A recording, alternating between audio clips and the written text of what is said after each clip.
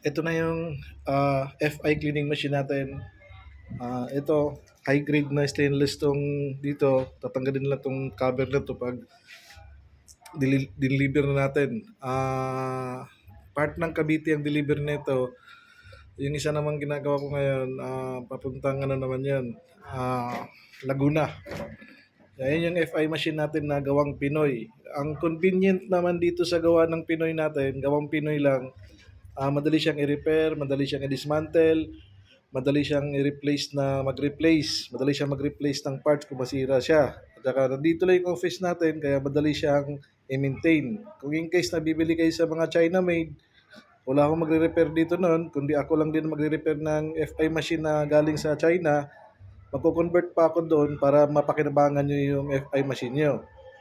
Dito napaka-basic lang ng ang setup na to, madaling gamitin at hindi tayo nakakasira ng FI.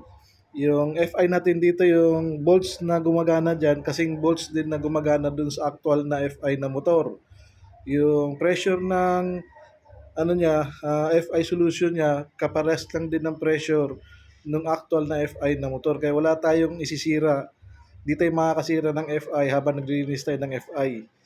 Ito po yung FI niya.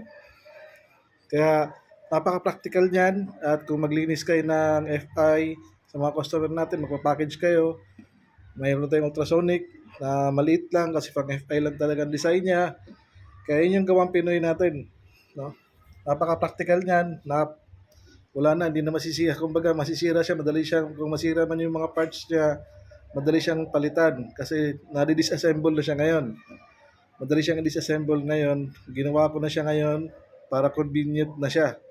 Sa mga malayong lugar na nag-order nito, madali siyang i-repair. Pwedeng palitan ng parts, disassemble, pwede rin. Convenient na siya. Kaya yan yung FI machine natin ngayon, pinaka-latest nating model.